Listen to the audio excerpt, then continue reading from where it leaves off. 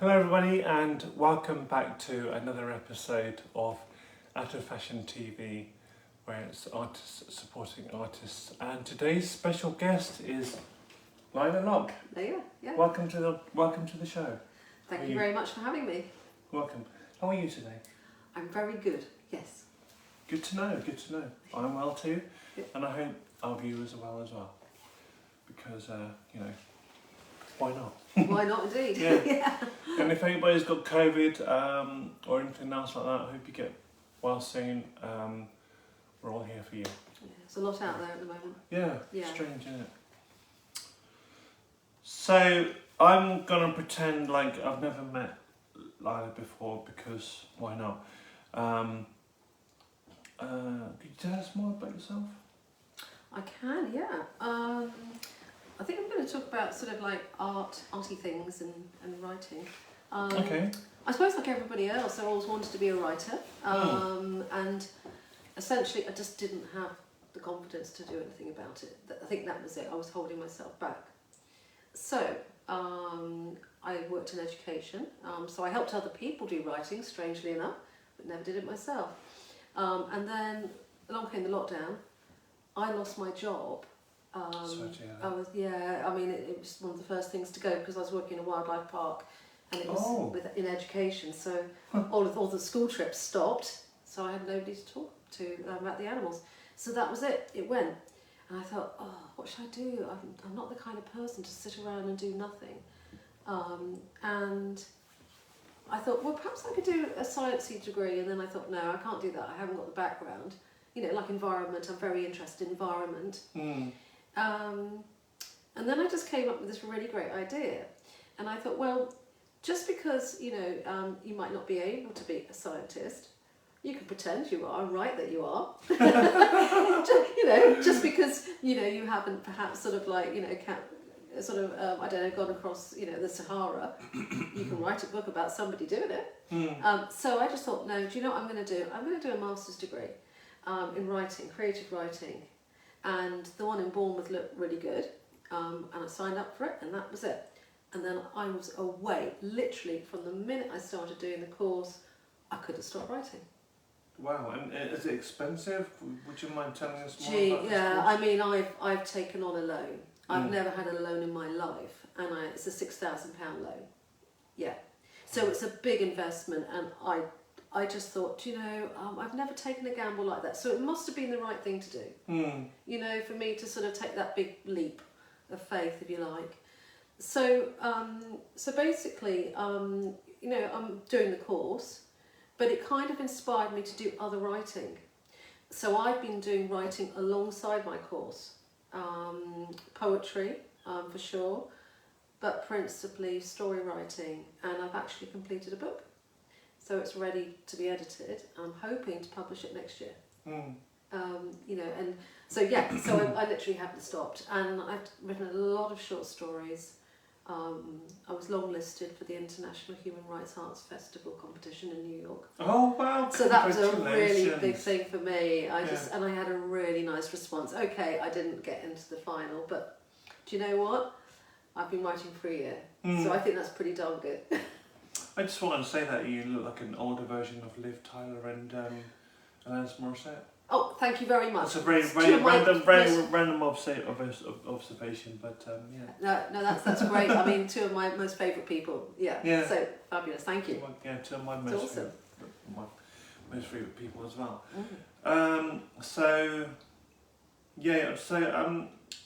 Since getting that award in New York, has that helped you any further with your writing career?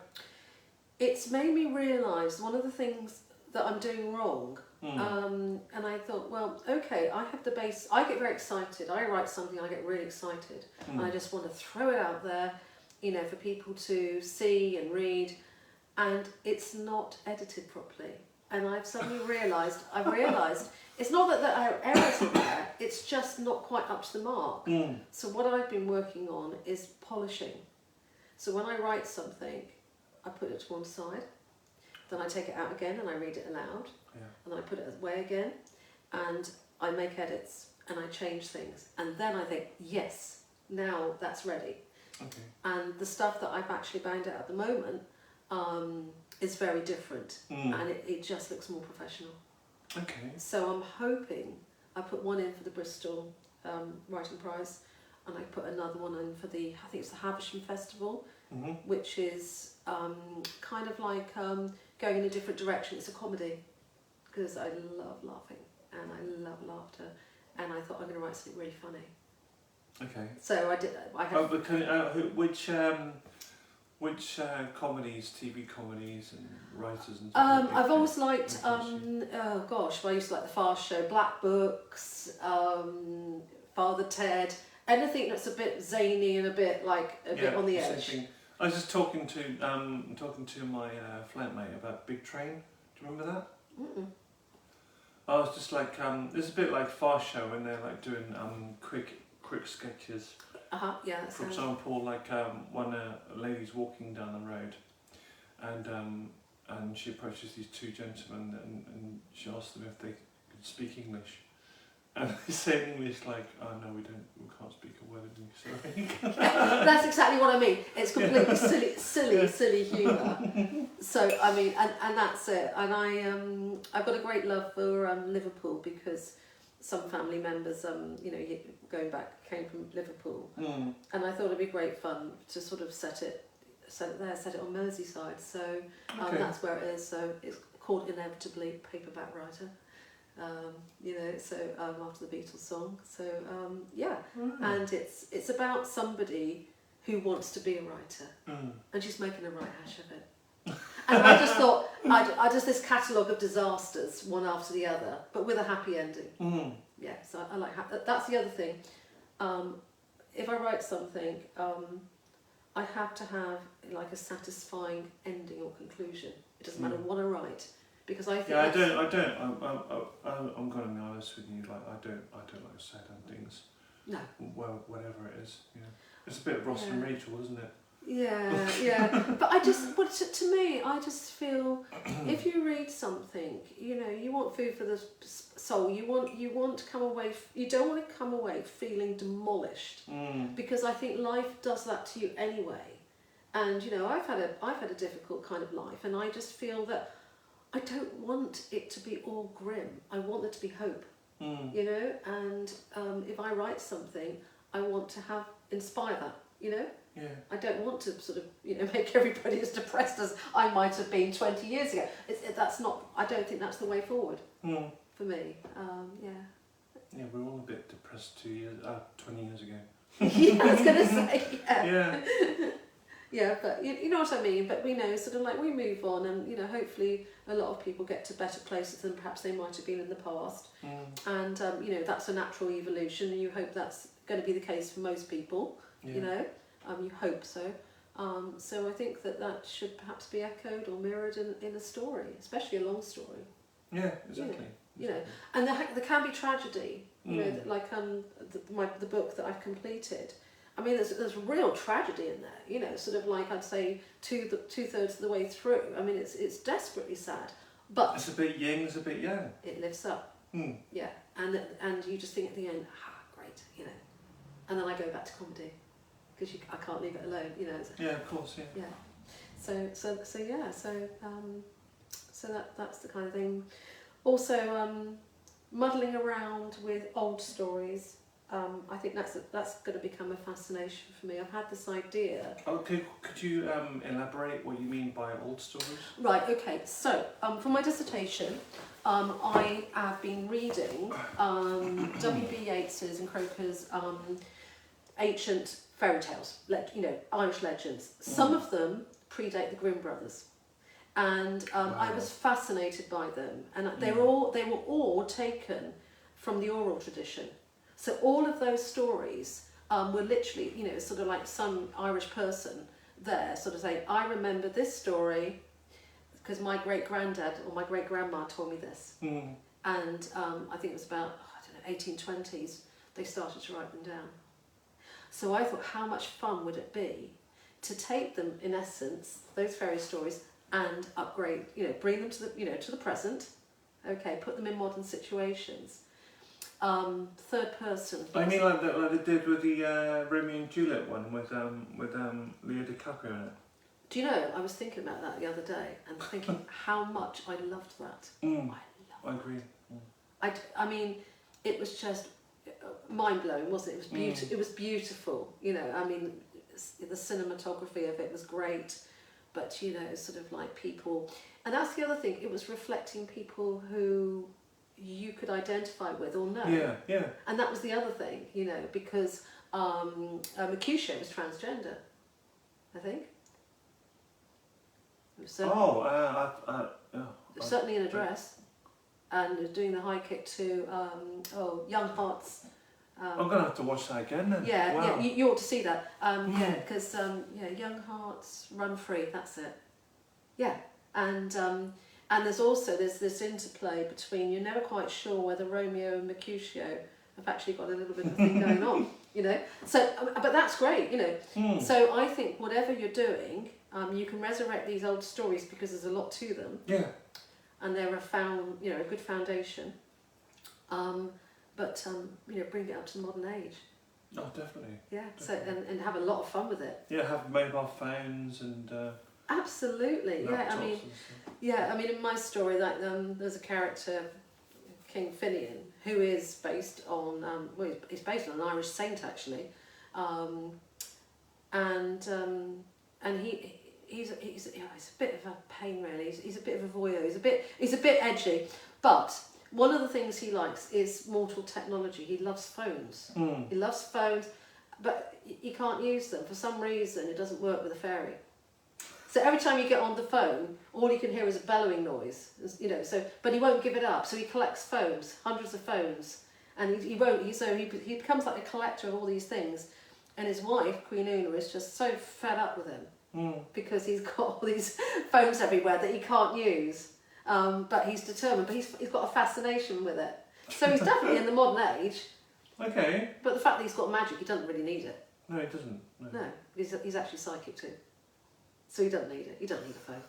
But anyway, he wants it because it's there. So so you can have a lot of fun with it. I gave it a try. I wrote a story called Merrow. Okay. So the Merrow was the first ever version of a mer person. Androgynous or male?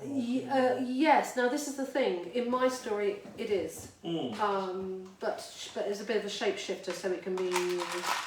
It does become male later on, but at the beginning is neither. There's nothing. You know, you just wouldn't tell. And the Merrow in the Irish legend can come onto land because it wears a cap. And this is a magic hat, and it can actually enable it to live in either sea or land, to come ashore. Without the cap, you can't do that. So the girl in the end of the story, she takes this hat, which means that she's kind of rejected him, like go back to the sea, you know, and she moves on and she has a life with the mortals. But yeah, so I've upgraded it, and yeah. Where do you get all this imagination from? I don't know. I've always been the same. Great. Did you ever do drugs or anything in the past? I'll tell you something. When I was a kid, I was literally mute. I found it very difficult to speak because of my autism, and was very reticent, and I kind of lived in my head. So I used to invent stories. And that was how I entertained myself. I like being outside, in the countryside, love nature, love going out, being in the fields, riding horses, you know, doing all that stuff. But I lived in my head. And when I was perhaps lonely or, you know, or not having a good time, I used to invent stories. And that's what I did. So I always did it. Yeah. Being autistic is a superpower, everybody. Just let you remind you that. It is. It has its downsides. You know, I've spent years and years rehearsing what I should and shouldn't say, so that I can get it right. To be a human, you mean? Yeah, to be, you know, a social, interacting person. It's been really, really hard, And it's taken me years and years to know what was the right thing to say, the wrong thing to say, and then feeling that awful embarrassment and shame when you get it wrong. You know, and that's hard. I mean, it just so happens that I'm old enough now that I've kind of mastered it. But it's taken me all my life. Do you want to talk a bit more about the autism side? Seeing as I'm autistic as well. Yeah. Let's put it this way. It was always put over to me that there was something not quite right about me, and you know, that was kind of the family legend. Oh, she's a bit odd. She's so quiet, and she's so this and she's so that. And when I got older, people would say, I mean, I don't think people intend to be cruel, but they'd say things like, get a grip, or something terrible must have happened to you for you to be like this, and you're thinking, what? I've just walked in the room, what happened, you know? And, you know, I've had people, you know, sort of, say I was doing my A-levels, you know, as a mature student, and somebody came across and said, what happened to you to make you like that? And, you know, and I thought, what did I do? What did I do? But it's just that I was stilted and a little bit not quite there in the moment. But because that was the way I was. Anyway, I didn't know in those days it was autism. I had no idea. And I think, you know... How old were you when you found out that you were autistic? I was 16. You see, the thing is, I think it's because you're so much younger. I think that people are so much more aware now. And... I did get sacked for being autistic once. You got what? Sacked from a job. Really? Yeah. What, because they didn't want to make adaptions, or, you know, or what?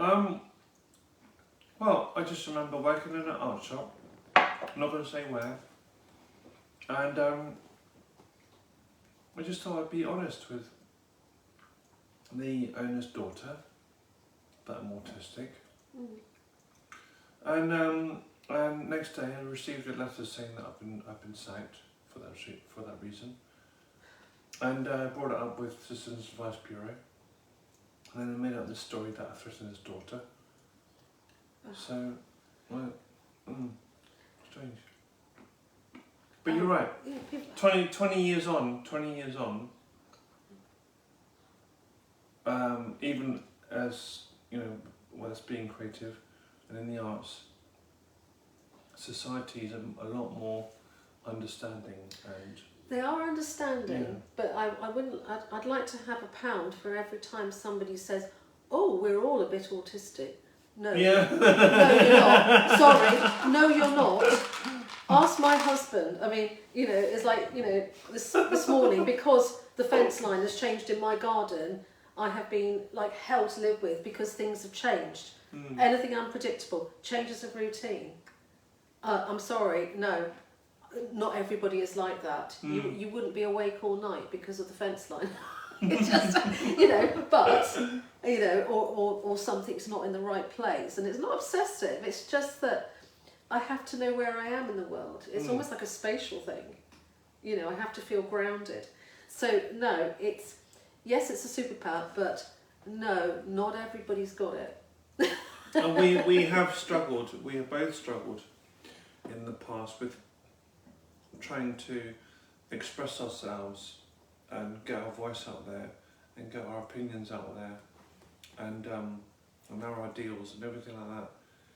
And then finally, like, one day we just somehow like, okay, now I know what I want, what I desire, and what I need to do to help make the world a better place. I know how to express it now, and well, here we are. For example, Out of Fashion TV. Like 20 years ago, I wouldn't have been able to do that. No. Yeah, and I think this is it. It's almost like having your own personal renaissance. You suddenly come alive to what it is you want to do and what you can do. I think that's a great thing. I think that you can lose people as well. Along the way. I've kind of like people who've not been with me on the journey. People come and go anyway, you know. Exactly, and you know, I'm not worried about that. You know, it doesn't worry me at all. So that's fine, but it's lovely to be able to suddenly find your niche. And if you're very creative like you are, I think it's fantastic to say, this is my voice, and you suddenly go, oh, there it is, it's been there all along, and now I'm doing this. And you just sort of like, and you feel in the right place to be able to follow that through. And creating whatever you choose to create, like it attracts people, and when it attracts people, then that encourages you to try to, well, most people, encourages you to teach yourself how to express yourself more. For example, like when people give me a compliment, all I can say is thank you, but like I kind of feel like, wait, that's not right. I want to say more than thank you. I want to really like express genuinely how thankful I am, more than saying thank you. I don't know if you feel the same way. Yeah, I have this thing where if somebody pays me a compliment, I don't know what to do with it. I just go like, so I don't. I go, yeah, all right, thank you, but it doesn't settle. But it does come out in other ways. So it's almost like an internal process. So I go away and I sort of stew on it for a bit, and the cogs turn, and they go click, click, click. I thought, great, now I can go and do something. It almost gives you that little bit of a boost. I don't know whether it's a self-confidence thing or whether it's, like you say, it's almost like a nice payback. You go, now you've done this for me, I'm going to do this nice thing back in return. So, but it's a marvellous thing, you know. I don't know, what do you like with processing information? Are you a slow processor? Oh yeah, definitely. Yeah. Definitely. Yeah. And you? Yeah, I take forever. I can do a witty quip on paper. I'll tell you why. I can do it on words. We're not overthinkers, as neurotypical people say we are. For example, close people to me. We're just mathematical thinkers. Mathematical people. I think so. I've been quite. I admit I'm not very good at maths, but when it comes to other mathematical things, I'm a lot better at that. Yeah, I always look for the logic in things. You know, so I take things very literally. You know, sort of like I figure things through. A equals B.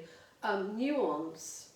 Sometimes people can talk to me and it just goes right over my head. You know, and you think I'll get that because I can on paper. I can pick up any kind of literature and decode it in an instant, literally in an instant. So the printed word is fine. Verbal stuff, I always go, like I get myself into terrible trouble because I go, oh right, oh yeah, and I agree to everything. I don't know what the heck I'm agreeing to until I'm in some awful situation. And then you feel burnt out, right? Yes, totally exhausted. Yeah. Would you mind elaborating a bit more about what happens when you are feeling burnt out? That's just an autistic term. I suppose with neurotypical people would call it like an anxiety attack or something. With me, it's almost like a mini breakdown. I would say, you know. Does it last 7 minutes? Mine will last a week. Oh. I will be upset for a week about something. If something upsets me, I would not be able to get over it. I have to get almost constant reassurance that everything is okay, and it, you know, and on the day one it won't settle. Day two, I'm probably still not sleeping. Day three, I'm probably still not sleeping. I'll be walking around. I won't be able to think straight. I'll be zoned out, really zoned out. Depending on what's happened, and then now I kind of tell myself, because I know the signs, I'll go, it's okay, time is a healer, and in a couple of days I'll be okay. But it literally takes me a week to get over some kind of upset. And I can't do anything about it. But the zoning out thing is really odd, you know, because I'm just not really there. So I will go through the motions of being there and talking and laughing, but I'm a ghost, you know. And that's my version of meltdown, I've realised. But it's like with a lot of these things, you know, I mean, I've only been diagnosed a couple of years. Oh, really? Oh, wow. Yeah, it's not very long at all. And I just always thought that I was just hypersensitive, or I was this or that. High maintenance. High maintenance. Oh gosh, she's such a prima donna. But it's not. It's just flooded with too much stimuli. Don't know what to do about it. Don't know what to say. Panic. Yeah. And then of course you get tired as well. So. Now, for anybody else who's autistic out there, and they've experienced those sort of things, what advice would you take as many as you want? Today's sponsored by Licorice Comfits, Licorice Torpedoes. So anyway, what advice would you give to anybody who might be experiencing any lockdown, like pre-lockdown, pre-meltdown, post-meltdown sort of thing? I think with me, and I think this is something, this is a fault of my upbringing, is it's just, if you're a good friend, and I think friendship is very important to me, vital. Reassure that person, or reassure yourself that you're still a nice person. Because I think when you're going through this, you can feel like a right heel, you can feel like a real, I don't know, you're in the pits and you feel badly about yourself for being there. Autistic people can feel a lot of shame because they know they're does not that right. Does that come from tough love from family and yeah, personals, do you think? to a certain extent. But and I'm sure life experiences too. Most people with autism have PTSD. Most people. I mean, I would think it was very rare for somebody who's autistic not to have PTSD. Do you believe that we suffer from sense of identity as well, self-identity or something? Yeah, I think identity is a very complex thing for people like us. I would say I'm just beginning to find out who I am now, and because I've always pretended to be other people, like a chameleon. So depending on what situation I'm in, I will take on that persona. Yeah, likewise. Yeah. I mean, I do that thing which a lot of people do anyway. You know, when you're with somebody who's got an accent, I'll be speaking with the accent within 2 seconds. I mean, that's by the by. That's just another thing. But it's not just that. It's internalising that person and beginning to actually sound like that person in that situation. Say you're hanging out with somebody who are like super like a cool. South African or something. Yeah, or super cool load of people, and they have a certain way of talking and behaving. Suddenly, that will all go, or all of my other sort of like nuances will go, and I will take that on.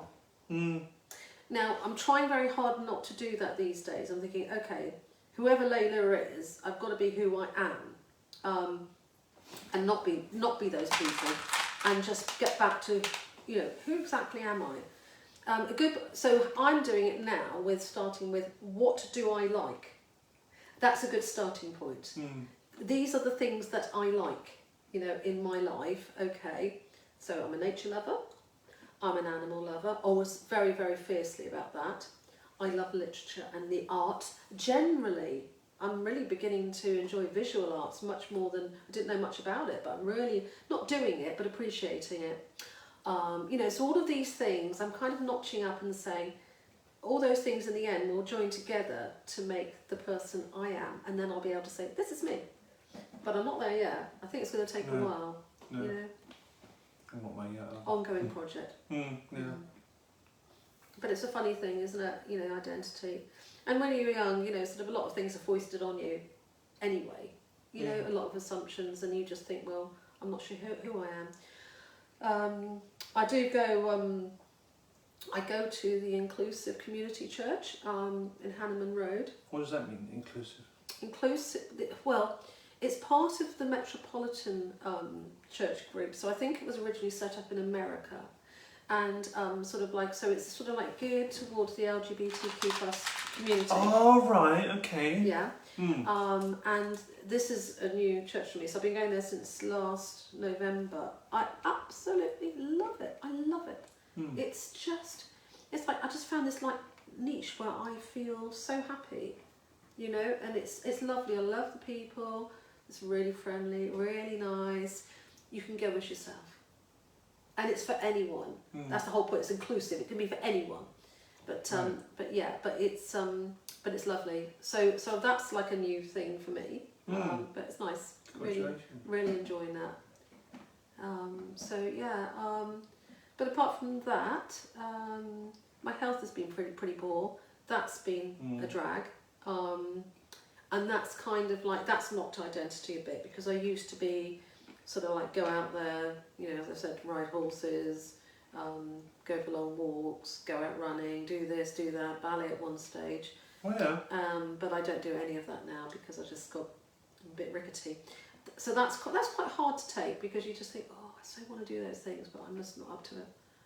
So I just like to add there that, like, you know, you can do stretching exercises wherever, as long as there's enough space, like in here. Yeah. And like, you know, if you can't do those things, at least try to encourage yourself to do stretching exercises. Yeah. I mean, I'm doing hydrotherapy at the moment at Pool Hospital. What's that? So it's basically it's a lovely warm pool, and you go. Oh yeah, I thought it might be something to do with Yeah, and just sort of like doing exercises in the pool, but having that buoyancy. So really, all I need to do, if I win the lottery, I'll just have this lovely hot pool in my garden. What do you mean if? What about when? When I win the lottery next week, I will get a lovely warm pool in my garden, and then I'll go and do my hydrotherapy in there, easy. You're going to win on either Tuesday or Friday? I think Tuesday sounds like a good bet, so I think I better do it Tuesday, but I'll keep you posted. Yeah, you'll be winning about 500. Yeah? Yeah. Okay. Yeah, that's great. So that's good news. But anyway, that is what I would do, because I think that, you know, because you've got to keep moving, haven't you? You know, otherwise it gets worse. So yeah, I just hope that, you know, I can lean on a few people who've already self-published and find out a little bit more about how the process and everything, and what works and what doesn't, because I'll be doing that hopefully January. I think it's going to take me all those months to get the book into shape. Yeah. Oh, and I know this already, but they don't. Going back to the autistic thing, have you performed any of your writing, like, in public? Yes, I've done 2 readings of prose from the story so far, and I'm doing another one on Sunday. And actually I'm quite enjoying that. I'm quite enjoying reading it out. I think because I know it so well. I mean, you know, when you write something, you go over it so many times, it's almost, gosh, in your head. So it takes the sting out of just standing in front of other people and doing that. I've never performed poetry. I think that would be interesting. Especially poetry as well? Yeah, I have written some poetry. I'm not sure if I'm a real poet. I don't know. I don't know whether I'd classify myself as a poet. I did, for my university project, I did this thing where I got a mannequin, because we had to do interactive storytelling.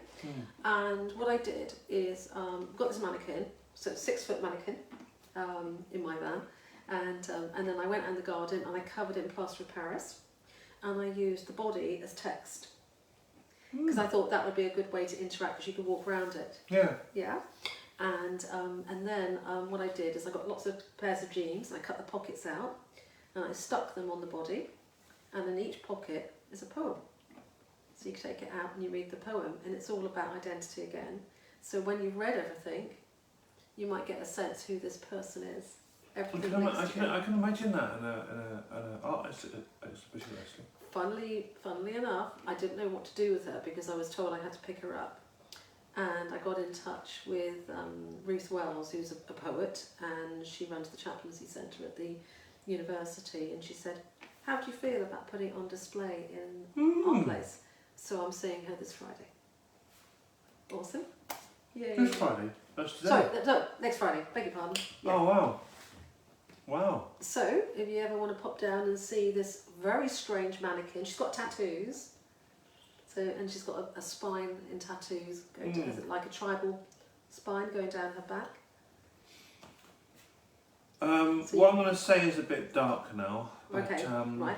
You've inspired me there. Like, I know mannequins can actually be quite expensive Yeah. to buy, but like I've just been wondering, because back to the autism thing, there are times where I did self-harm and have suicidal thoughts in the past.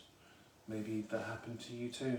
But it gave me an idea with the mannequin idea, that just to get a mannequin from somewhere, and whenever I feel the need to do that kind of thing, I do it on the mannequin instead of do it myself. You could, yes. Or, as you are such a phenomenal artist, you could distract yourself by putting something about that moment on the body. So like, say there was something, you were going to do something to the arm, put something on there, which is about the pain inside. Because that was a lot of what I was doing. It was a lot about, for that particular project, it was about pain. Like, for instance, with the spine going down the back, I got some words, I cut them out of the newspaper, and in between each of the vertebrae I put kind of spineless, because I used to be told that I was spineless. So I put kind of spineless, and that was a thought that just came into my head, and I thought, yes, that's what people would say. But in the poems, they could have just called you an octopus or something. They could, yes. Yeah. You're just. I love cephalopods, so I wouldn't mind being an octopus. But yeah, no. But people say horrible things, especially when you're at school. So I mean, it's an idea, isn't it? I think the body as text is a very interesting thing. It's been done a few times before. The people have done it like there's an interactive one which is like a completely digital one, apparently, where there were stories about a person and it was on the body and you had to click on parts of the body to get the story. Oh, cool, yeah. So you can do it, anyway. But if you would like to have her afterwards, because I don't want to just chuck her away once she's been displayed, you can have her. I wouldn't know where to put her though. I will say one thing: don't put her in your bedroom, because you keep looking up and thinking there's a person in your room, and you can't get to sleep there. Yeah, you just keep going, oh God, still there, yep. Might be a good idea to put her in the corner there. You could decorate her for Christmas. Yeah. You could do all sorts. Put a hat on in cold, wet weather. Yeah.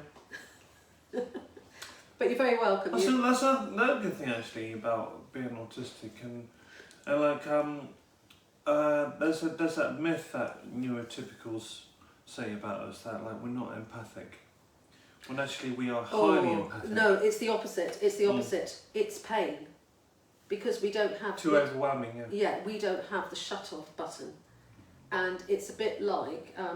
One of my favourite people is Chris Packham, and I know people can take him either way, but I love him, and I understand what he feels when an animal is ill or injured. It's like a dagger in the heart, and I understand that pain. It's almost like it's so overwhelming. You don't know what to do.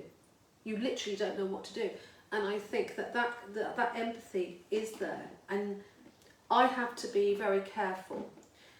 Especially with media. If there's something that is dangerously... You're talking about social media? Yeah, social media and TV, the news, plays. Some materials I avoid because I can't take it. It would bring me down so much that I can't deal with it. So therefore it's torture. Why? So I don't watch it. So I have to vet things very carefully. But yeah, no, I completely agree. I think it's empathy, but to a ridiculous extent.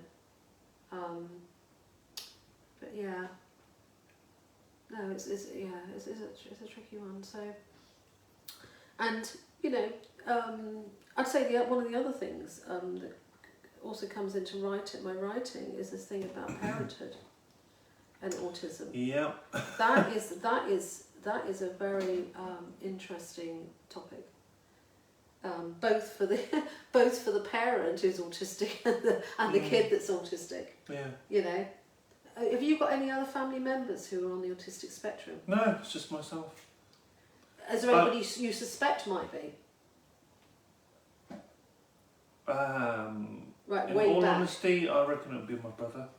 Right, okay. Yeah. Because it often does go in families. You find somebody like a great granddad who was a bit peculiar. You know, in the nicest possible way. But nicest possible taste. In the nicest possible taste, but a bit odd.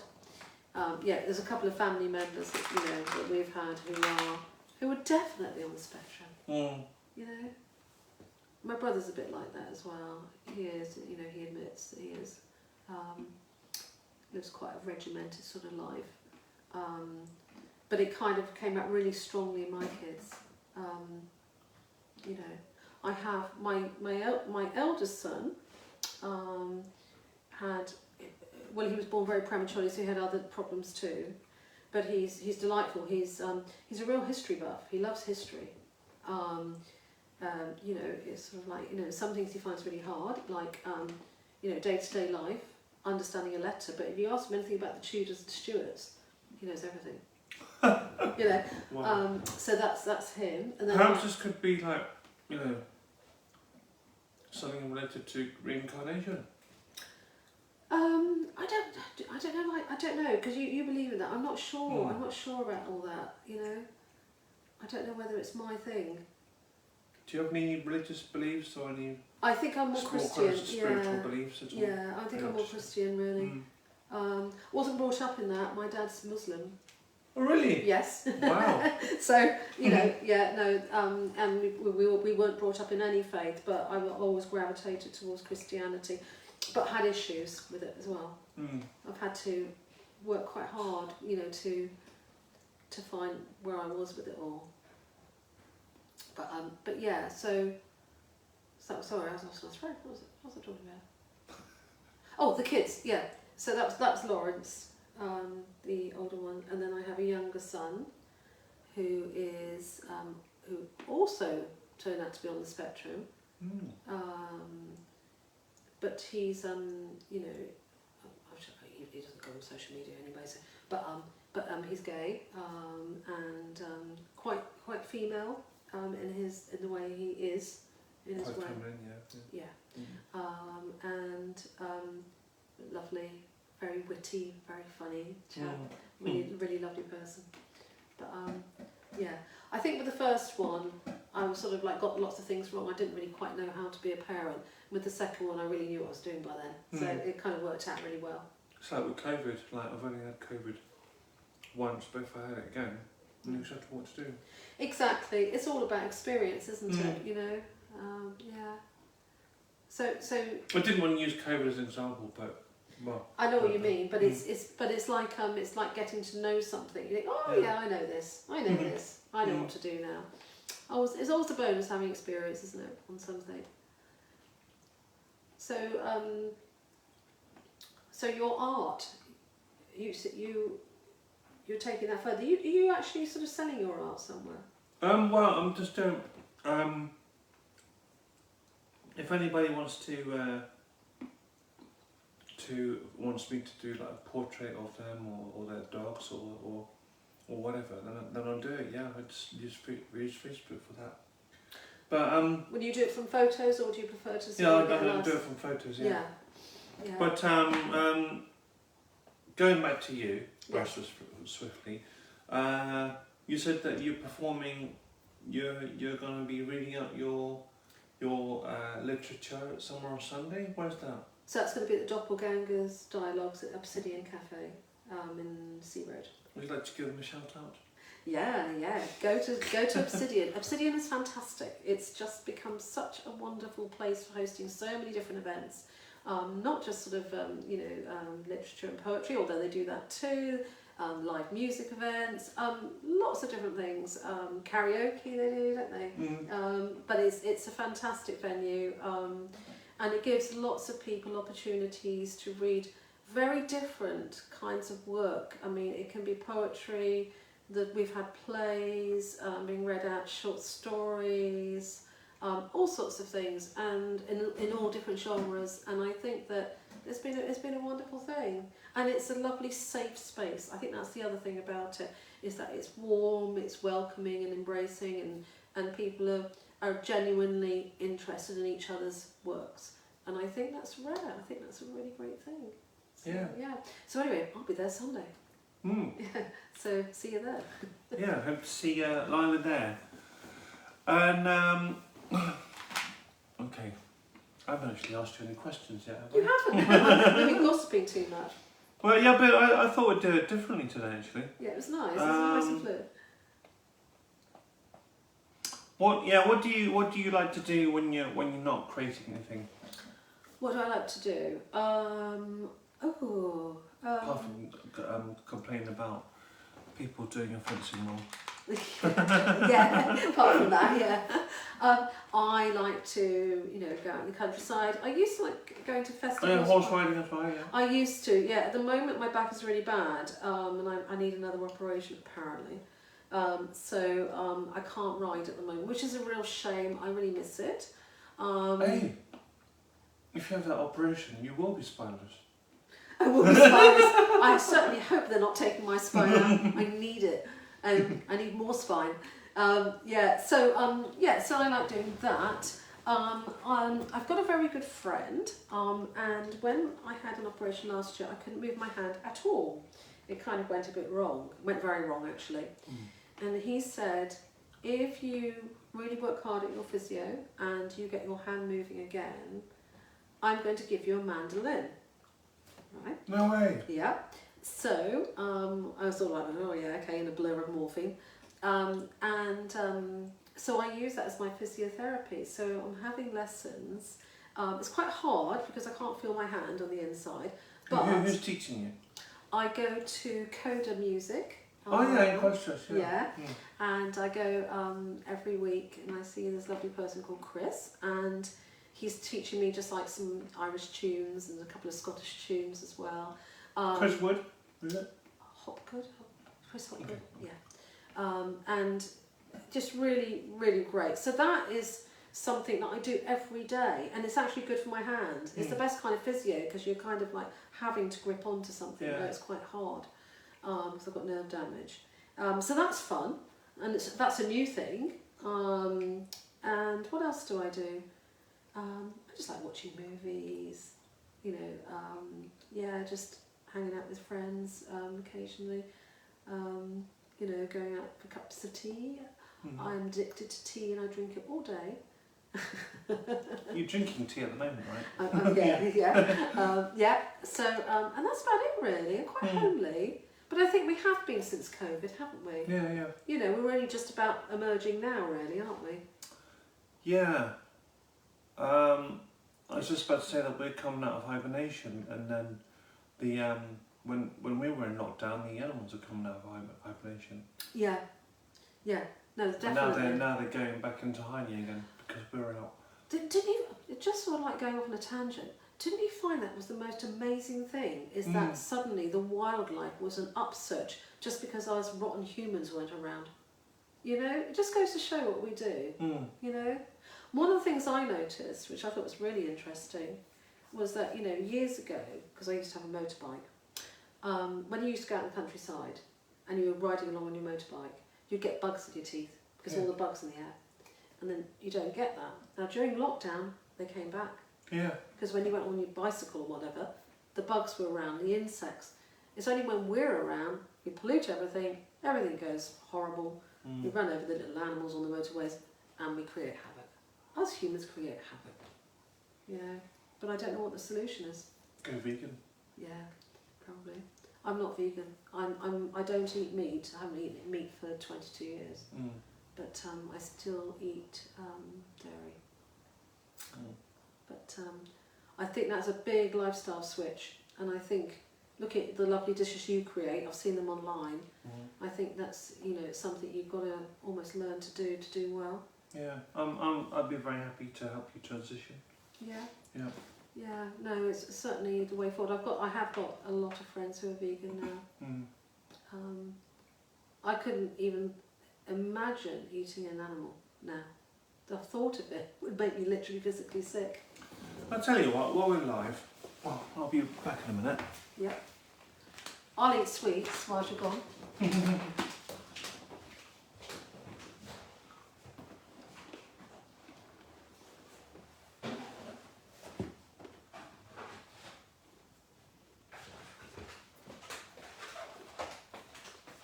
That's a good thing about doing it from home. Uh-huh. So, seeing as it's technically still Easter, got a chalk orange egg plosion from Grow and Co-op, and here we've got a Greek style feta type cheese free from Sainsbury's. Love feta. And I'd like to know what a vegetarian might think of it. So without further ado. Now I'm going to imagine. First time thing forever. What should we have first? Oh, the feta. It's got to be the feta. This is a very diverse interview. See, we're going to food tasting now. We've never done this before. Fabulous. Thank you very much. There you go. Absolutely delicious. Isn't it just great? Yeah. Mmm. And now I wanted to know from your point of view, because I'm so used to these tastes now. So this is free from by Sainsbury's. I'd never actually tried this before, but I've tried their other cheeses. This is the Greek style coconut based alternative to cheese, gluten free, milk free, and egg free. And what else has got on it?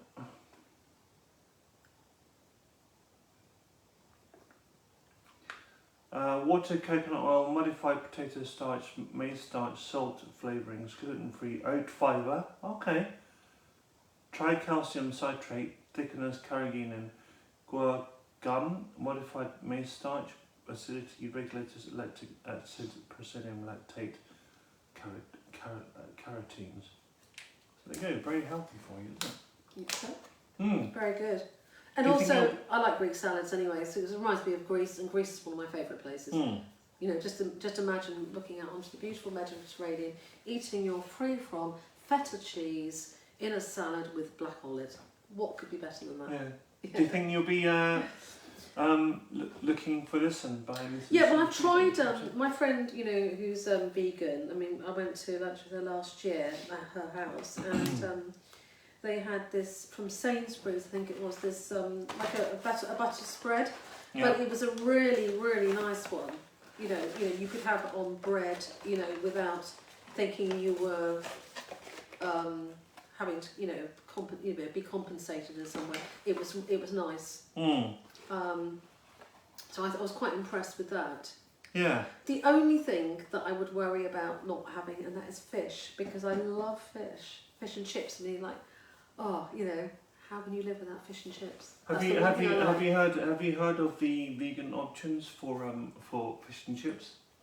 I've seen sort of like a breaded kind of fish thing or fish sticks in, like organic food stores and things like that. But I've never tried them, so I just don't know. Okay. Have you heard of banana blossom at all? No. Banana blossom is so basically you've got the banana plant, and the banana plant hangs off a banana tree like that, right? Right. Yeah. And so the banana blossom is what you get before the banana. And it's kind of like I suppose it looks a bit like jackfruit. Have you seen jackfruit? Yes, I have. Yeah. I've got some jackfruit water here. It's a very good meat alternative. I'll check that out. And I haven't seen that before. basically you could turn to tuna alternative, also pulled pork alternative. I use it as a tuna alternative myself. Right, so you just put it in with a bit of pasta or something? Yeah. And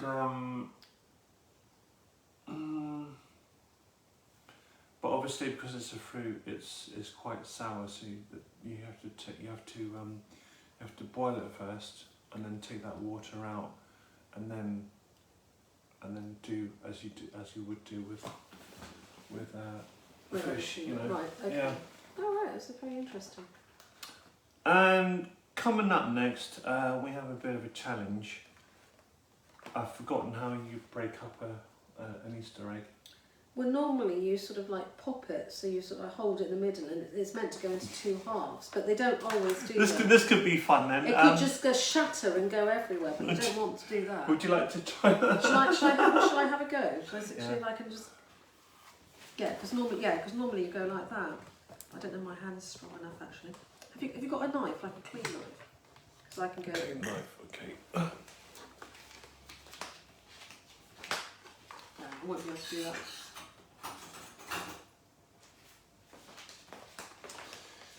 Yeah, so this will be the last interview for a while, and this is another reason why we're doing this today. Also because I got bought all these things yesterday, and so yeah, Laila's definitely a very special guest today, and it's good that she's would you call yourself a vegetarian or flexitarian? I'm a pescatarian really, because I eat fish at the moment. So yeah, shall I try a bit? Yeah, sure. Cool. And don't forget to try these little bits here. I'm not sure what they are. Choc orange. What are those bits? That's very delicious. Oh, chewy honeycomb and orange candy. Now, a lot of people think that honeycomb is from honey, and honey is obviously not vegan because it's taken from the bees. Mm-hmm. But honeycomb is, well, from what I know, just basically sugar. That was very delicious to try, because that is very crisp. This will be my first vegan not oyster egg. Easter egg. Easter egg. Yeah, it's very crisp. It's nice. It's got a bite to it. What?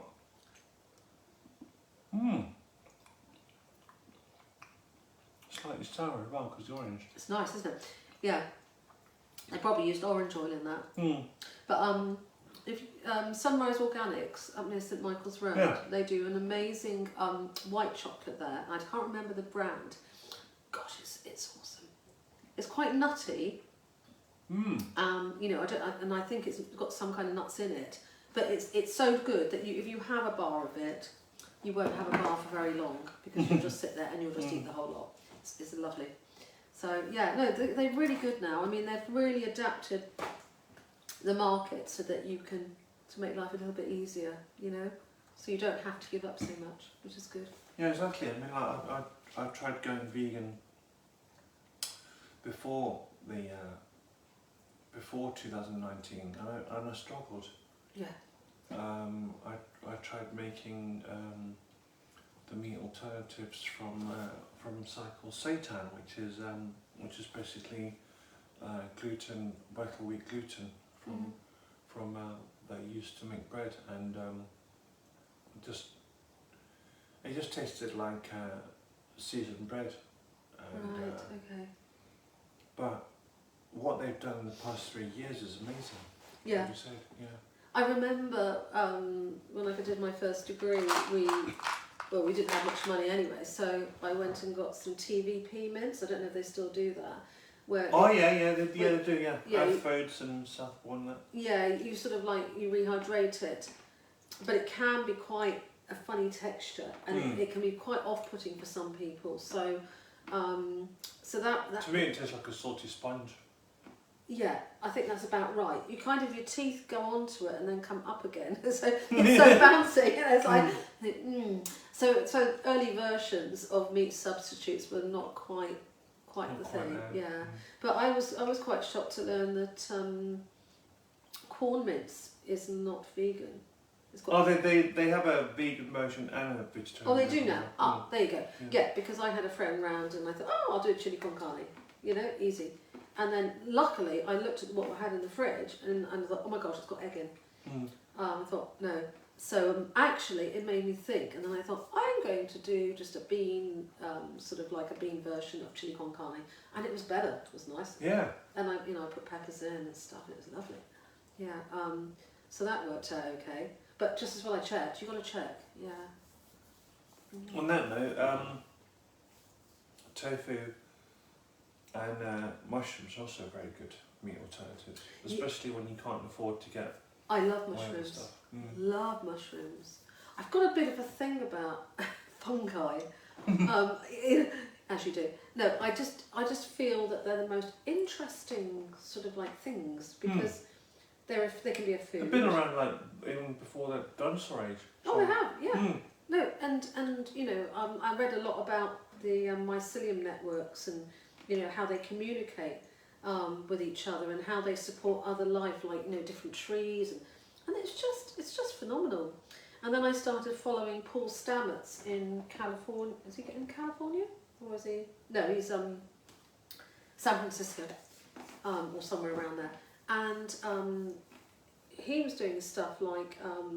You know where somewhere has been nuclear contaminated, like in Japan and stuff like that, and he sort of like grew all these sort of like mushroomy things, and they sort of like they take on all of the contamination and get rid of it. They process it. It's just amazing. Incredible, yeah. Yeah, and you just think, wow, and they're such funny looking things as well, aren't they? Yeah, you know they're so odd. Excuse the pun. That's what I have to say. Mushrooms are magic. Mushrooms are magic, Mm. and you can do so much with them. Yeah. So very fascinating things. I did do a mycology course up north a while back. It was an utter disaster because they said I kind of checked with them and I said, look, I've never done microscope work. Does it matter? Oh no, they said it would be fine. Well, it wasn't. It was really, really complex, and I kind of got lost behind. I got left behind, and it was a bit. What was that to do with that national curriculum? Because I used to be a teacher, an English teacher in Thailand, so I never really like agreed with the national curriculum. No, but, this was system, isn't it? Yeah, I was going to say this was the Field Studies Council, but it wasn't geared to the layman, and if you haven't had during the education system a good science background, which I haven't, much to my regret, I couldn't make the jump onto this course. It was too difficult. So you were a teacher? Yeah. Oh my gosh, so was I. Well, what did you teach? English. Where? Everywhere. In Bournemouth. Oh, okay. Yeah, well, what do you need? What do you need over here? Is it a PCE or something? No, it's a PGCE. So I did my PGCE. I did my first degree. I did a PGCE in English and drama. Love teaching drama. Love teaching drama. That was my favourite. I've got happy memories of doing that. And then I taught English, and then I taught special educational needs. Wow. General, so yeah, I did a lot of teaching. I'm not a natural teacher. I don't think. I had to work really hard at it. So yeah. I can relate to that. If I had my time again, I wouldn't be a teacher. No, I wouldn't. No either. way. No way. Sorry. Yeah, There are natural teachers out there who do a fantastic job. It wasn't for me. But you know. But wait,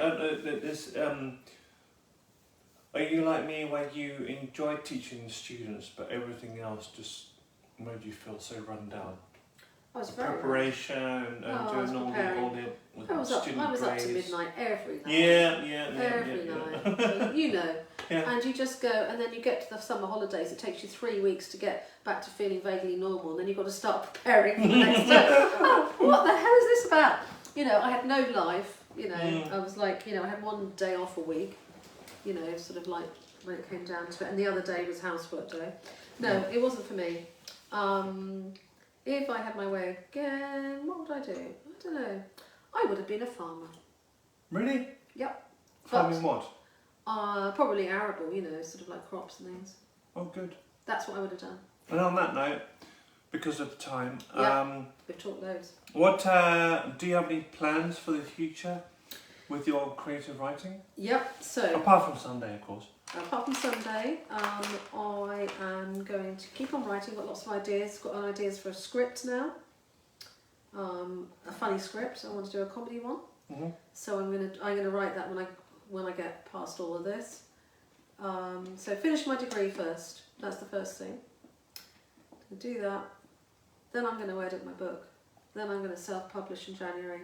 Then I'm going to write a script, which has been on the back burner. I'm desperate to write it. Yeah. So, but it will wait. I can wait on that. That's absolutely fantastic. Yeah. And thank you very much for coming on the show. That's a pleasure. So before I finish on my guest, I'd like to ask one last question. Yep. Is there any feedback that you'd like to give us here, like with Out of Fashion TV and Perfect Promotions? No, I like the fact that you can just talk about what occurs, because I think sometimes that art and life, there are no natural boundaries, are there? No. There's only the ones you throw up.